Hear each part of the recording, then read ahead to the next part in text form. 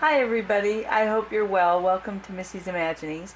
Today we're going to look at the Mori style set pattern and talk about fabric choices and putting this pattern set together. So when you print it out, it will have the pieces oriented on 8.5 by 11 paper, and it'll look like this. And I did have some questions on some of the pieces that look like this. For example, there's a little band here, and I know it's upside down, but it says overlap, connect to jumper front B. So essentially what these little areas are for is to assemble the pattern piece before you cut your fabric. So that little overlap is just a way so that you can cut out both of these pieces and have an area to either glue or tape this edge right here to this edge, so it'll look like this. So you're going to cover up that little overlap, and that way you have a whole pattern piece. And the reason for that is, especially in the United States, 8.5 by 11 is like the standard letter size paper, and it's the easiest thing and most common thing that people are going to be able to access and easily print on. Some people can print the legal size paper, which is a little bit longer, but it is hard to orient the pieces for that size because my scanner does not have a bed that long. And so I literally have to scan everything twice. I'd have to scan a piece, then move it up and scan the bottom. And then once it's in the computer, I have to orient them, crop them off and try to match those pieces. So it's just easier to take an actual pattern and lay it on a sheet of paper, and for me to trace part of it, draw a line where I'm going to connect, and then move it over. It's just a lot less time, and it's a lot more accurate if I do it beforehand on the actual drawing than trying to do that in the computer to generate the longer ones. I have done it in the past, and after a few of them I thought, okay, I'm not doing this anymore. So that's why the pattern is oriented on this size of paper. It's just the easiest thing to transfer to you guys in the most efficient way possible. If you are abroad and you have the A4 paper, I have no idea how that translates. I don't know what the size difference is, but if you're trying to print out these, my suggestion would be to go to your printer options and select actual size, because I believe the A4 paper is a little bit larger than this. And so if you select actual size, then this should orient to that size of paper and still maintain the proportions of this drawing. In the video, when we talked about drawing this out, we had a picture that kind of shows what the pieces would look like once they're finished. It's just a very rough sketch. Her arm's a little wonky, and her face is a little scary, but I was just trying to quickly get a sketch to what the pieces would look like once assembled and on the doll. I did not draw on the sweater because obviously that would cover up most of that. But what I've done is, in deciding on a color palette, I printed this out several times and then used just some colored pencils to create a palette to kind of experiment with where I want different colors in the outfit. And in doing this first one, I realized, I don't have any green really in the outfit. So I've printed out several of these, and that way I can kind of play with where I want the colors before I start cutting actual fabric. So if you're interested in me posting this, I just drew it up so I could have something for the thumbnail. But if you're interested in me posting this so that you can print it out and scribble on it with some color, I'd be happy to do that. Just let me know in the comments if you'd like that, because I can certainly do that and then post it on the website. But it's just a way to mismatch your colors and then maybe do another one and put, make the top green or make the jumper green and move your colors around. So without you having to re-sketch all the time, you can just fill in the color. So my color palette is very soft and I knew kind of what I wanted. So behind here you'll see 2 bags, and we're going to clean up some of these items out of the way and take a look at what we have in the bags. And I don't know that I'll actually cut yet, but I have 2 selections here, and we're going to talk about when you're choosing your fabrics. So the first bag we're going to look at is what I actually had in my stash at home. So we're going to pull some things out here, and as you can see, I've got a lot of those same colors, and I went as far as I was going to take this to work and work on it on breaks, but I never got that far. So let's pull some things out here. You can see I've got some lace. I've got another thing of, there we go. So there's quite a bit in here. So we're going to pull some of this out.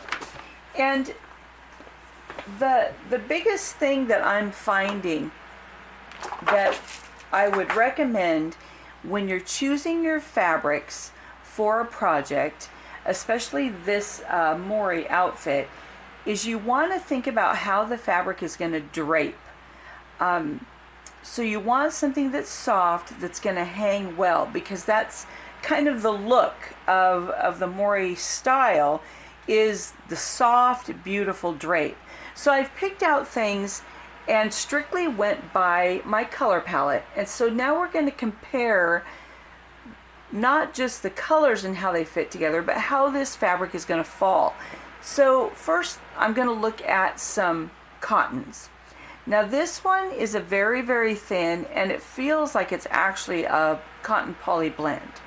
So what we're going to do is I'm going to take a corner and just let this fall. So now you can see that this is going to fall fairly nicely. It's not slinky by any means, but it's very soft. And so it's going to hang in a decent manner, but it's still not real flowy, but it's soft enough. So I thought, well, okay, that might be a go. Here we have one that's heavier, and it's definitely a heavier cotton, and it looks like it might have been a handkerchief or something, because one side's hemmed. So this is a repurposed fabric, but you can tell when I just do this how stiff it is. There's only one little fold here, and it doesn't want to hang in nice gentle folds. It's like a panel. So this, though I like the color and I like the print, I don't like the drape. It's too stiff for what I want, and so I'm not gonna call that a go. Here's another fabric that's a cotton that I love, the white on white embellishment. Let's see if we can get it to the camera and see if it'll show. I think it will with the lighting, but you can tell there's a print.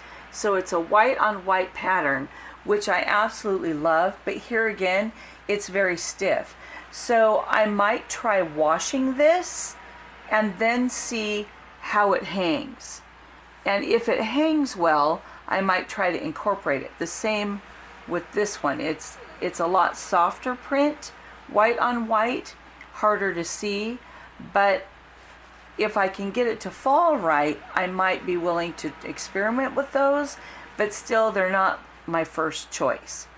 Here is a little polyester blend, and this again has a very, very soft feel to it, so that's going to hang nicely. My only drawback is that I only have this much, so I'm either going to have to piece it together with something else, or go with like a sleeveless look, so that I don't need the sleeves, because there's not enough fabric to get a front, back, and 2 sleeves. Because I thought about this for the blouse, because I like the little rosebuds. So I like the fall. It hangs real pretty. It's very soft, but it's very small. Here's a chiffon type fabric that I've repurposed from something. This is very, very soft, and it hangs very, very well, but it's very, very thin. Sometimes these can be very difficult to sew, and you have to be really careful. Sometimes you have to put tissue paper on the bottom so your feed dogs won't snag it. but that has a really light, fluffy flow to it, which I think would be perfect. So this is a go. I definitely could use this in my look. So I would just have to decide what piece I want. Then again, I've got some other ones that are real pretty and soft in the color palette, but they're just too heavy. So when you're looking at fabrics, you want to think of the flow of your fabric. Now this I wanted to bring in because I know a lot of people think, well, you have to stay with your silks. You know, you have to get something that's very soft. Well, I'm going to tell you, this is a silk. It's kind of a raw silk, but it does not have a drape very well. It's very stiff. So you can't just go by what kind of fabric it is, because a raw silk is sometimes a very stiff fabric. So you have to actually look at how it's going to drape, not just the type of fabric. Some polyesters are going to be very flowy. Some are going to be too stiff and heavy. So the same with cottons. Here's another beautiful cotton. It's a cream with a white print, and it's very thin, but I'm not sure that it would be thin enough to hang and drape the way I want. So you kind of have to look at that aspect of it. Here's a pretty lace that has a wonderful drape. So this is a go for sure.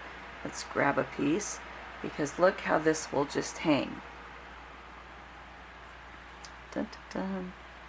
It just hangs and folds. See there? There's no big flat panel. It doesn't stiff out like this. It just hangs and falls. So you want to find something that has a pretty drape to it. And I will mention that when you're doing doll clothing, the smaller scale that you want to sew, the more you're going to have to pay attention to this. And that's just by virtue of the fact that the bigger a piece of fabric is, for example, these pieces on a 3rd scale are pretty large, so there's going to be more weight because there's more fabric. If you shrink this down to a 1/4 scale, there's less fabric, therefore less weight to pull your drape. So you want to make sure, if you're doing a 1/4 scale or even a 1/6 scale, that you're going to be using very, very soft fabrics, because the smaller the pieces are, the less weight there is to make the drape hang. And I hope that makes sense. So this was definitely a go. And then these, again, here's another very thin, very, very thin type fabric, like a gauze weave to it, but look how stiff that is. It's just like almost like paperish. It's very, very stiff. So even though this is very thin, it's super stiff. And it may have been starched at some point, but it would definitely have to be pre-washed to test it to see if it would flow, because right now this is a no-go. Right color, right thinness, you know, right weight, but too stiff, very stiff. So you want to keep that in mind. And those are the things that I had at home. So as of now, the 2 items that would be a go for my choices would be the cream lace and this salmon-y colored chiffon type stuff that's very light and fluffy. And then I do have this that I am going to be using for the sweater, just because a sweater is a sweater. And this has a small enough design to it that on my 3rd scale, I still think I'm going to like this. And we'll get a piece out here. See how thin that is and how pretty that hangs. So I know this is going to be fine for the sweater that I want to do. And it's going to have a small enough print that even on the sweater pieces, this is going to show up. The design is going to show up. Sometimes if you get a weave that's too big, by the time you put it into doll clothing, you can't see it anymore because it's too big of a design. But this is small enough that that's going to be my sweater. So I have 3 items from home that will work. So let's move all this aside. Goodbye. All the ones I'm not going to choose. And we're going to take a look at my shopping spree. Now, I will warn you, this was expensive, but I've been working a lot of overtime, and I decided I'm just going to shop and I'm going to get what I want. So, well, I'll save that for last. What I did is I went and looked, and I strictly was going by how it felt, how the fabric felt. And I wanted to stay within my color palette, of course. And so I found some things. This is a little bold with the dark blues, but I think in combination with everything, it has a good look to it. And I don't think the print would be overpowering because it's not going to be a big piece. So I think I can still incorporate that. But I went for what the fabric felt like. Now on these, and I wanted to let you know what kind of a fabric it is, I looked at the actual bolt. The only information it actually said on the bolt of fabric was 100% cotton gauze. That's all it said. So it did not have a fabric name or type. That's just how it listed it. And so I'm strictly going by the color and how it will hang. And this has that soft feel to it. It's got the gauze look to it. So I got the pink, which I really like. And I got quite a bit of the cream because I thought that's a color I'm going to use a lot over and over. So I got quite a bit of that. So I got those two. I did find a little bit stiffer, pinky, like a dusty pale pink version of lace, but this is going to be used for the leggings. So I don't need it to have a lot of drape to it because it's just going to be for the leggings, which is underneath and cut tight to the leg. So it doesn't need to hang per se. So I found that, which I really like. This was lovely.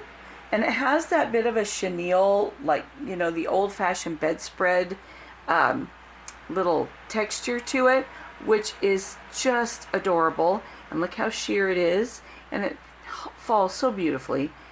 So this we're going to use somewhere. And here again, I'm looking at how it falls, how that fabric drapes. Look at that. Isn't that pretty? Just that light, flowy drape to it. So this we'll be using. Then I found a blue that has a gauze look to it, but this was a polyester. It has more of a shine to it, but this again has a beautiful drape. There we go. Look at how that just folds. So pretty. So we have some blue and a little bit of lace because we need some trim. So this was fun. This will probably go on the skirt, I'm thinking. I found a remnant, which fortunately they were on sale because this remnant, which to me, I'm sorry, is ridiculous, but this little 1 yard of fabric for $14, but it was on sale, so I didn't have to pay $14. But even what I did pay isn't. Come on. But here's a beautiful gray, which again is the cotton gauze, and it's a good neutral color to use on lots of different items. So I grabbed that. Then for the blouse, I found this and I fell in love. It's just beautiful. So here again, we've got texture and we've got a beautiful drape. So this is going to be my top. Yes, it will be totally see-through, but it's going to be covered with a jumper and then a vest. So the top is mostly for the benefit of the sleeves, and it could also be worn on top of things. So I just fell in love with this, and there again, it's got that beautiful soft fall to the fabric. So we have some of that. And then lastly, I couldn't resist. And it's going to make a mess on the table here because it has glitter in it. But I love embellishments, and to me, hardware just makes things look finished. And I found this tool, which naturally by itself is going to be stiff, but because it has the pearls sewn on, that adds weight to help it fall. So this I think I'm going to be using for my vest. And it has a soft gold glitter and pearls actually attached to the tool. I just thought that is really cool. So, and then once, like I say, because of the weight of the pearls on the fabric, and then they're attached with a little metal peg somehow onto the fabric, so that adds a little bit of weight as well. So it's gonna fall okay.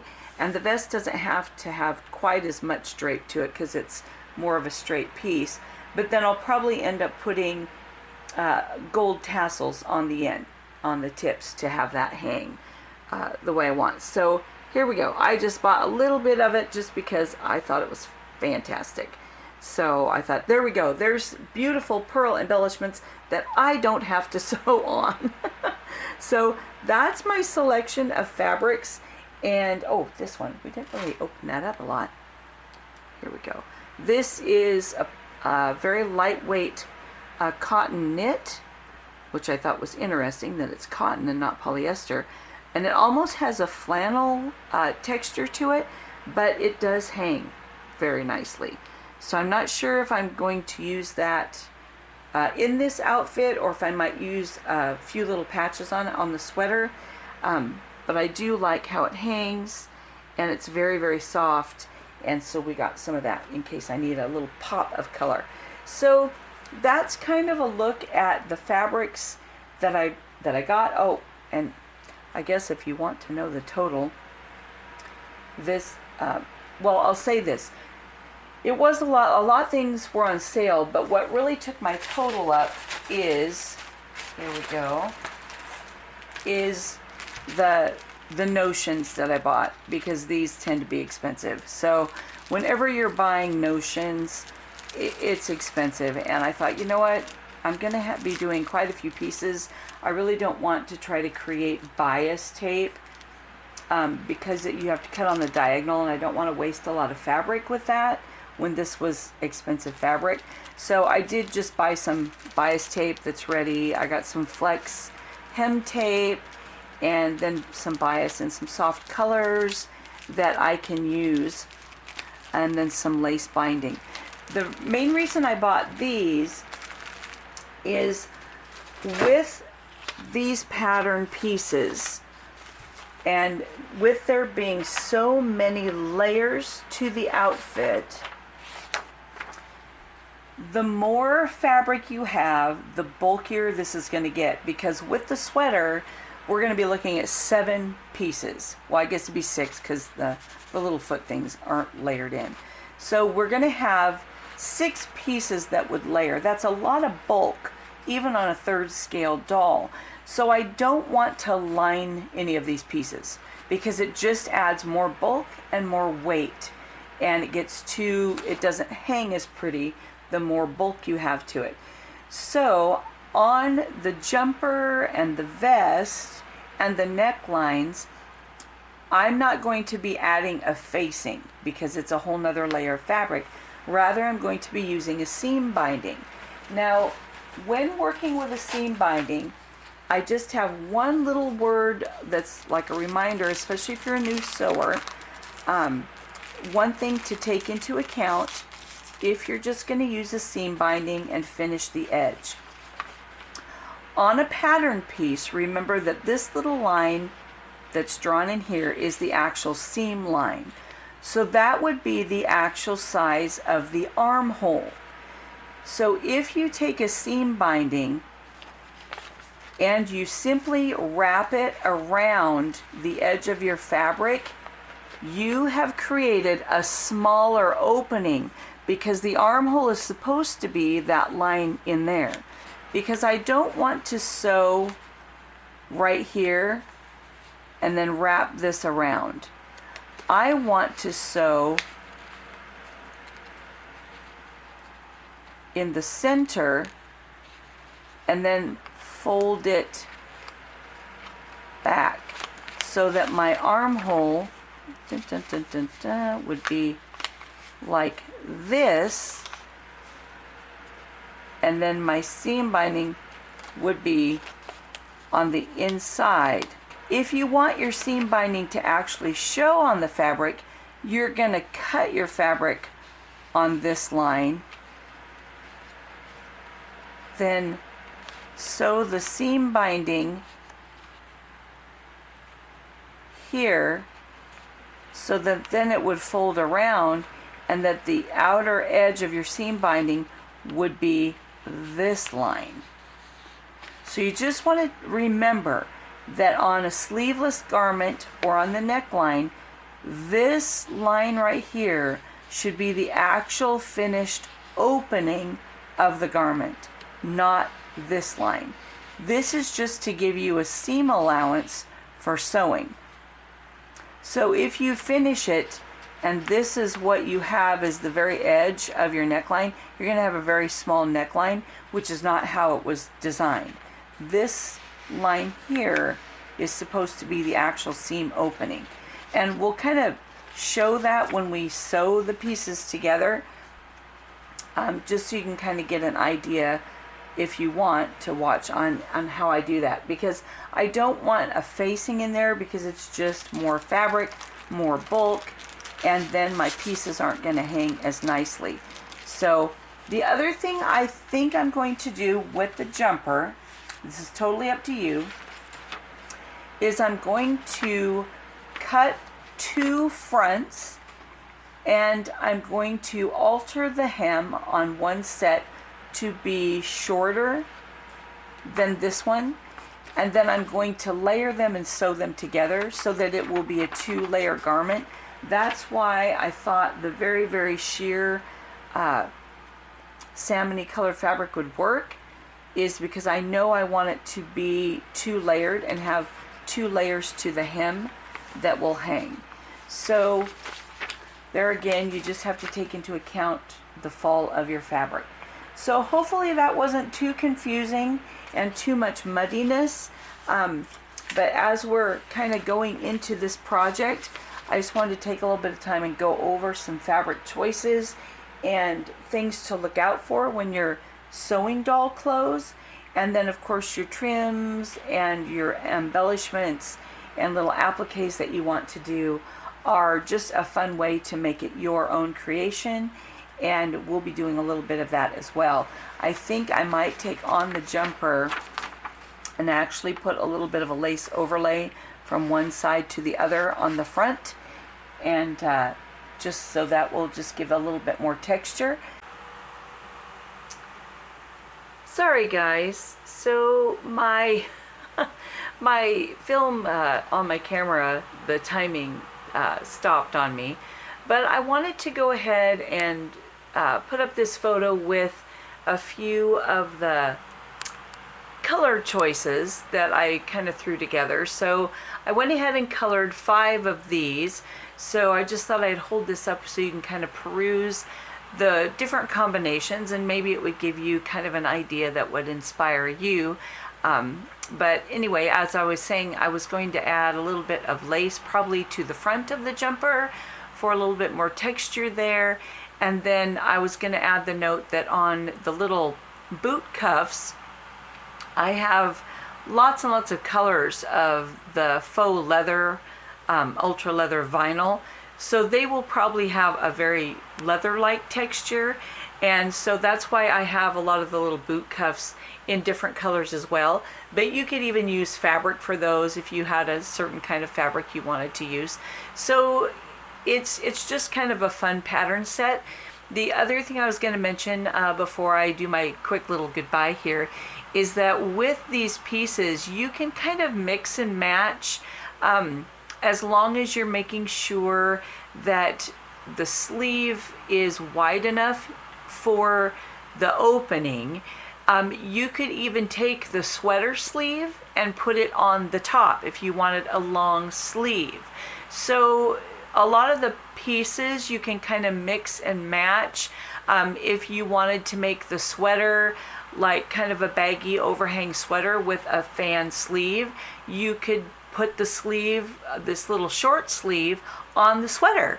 As long as you just make sure that the sleeve shoulder seam is large enough for the opening, because I didn't actually compare those. But just by doing a little bit of measuring, you can mix and match not only the pieces that you want to make, but the actual pattern pieces with the piece that you're assembling. So you could literally make the jumper with sleeves if you want. So there's just lots of opportunity for you to be creative, mix and match your fabrics, your colors, your embellishments and laces, and just have a lot of fun with this, because that's always my goal, is so that you can have fun being creative. So until we put this thing together, I'll say that's all for now, and I'll see you next time. Bye.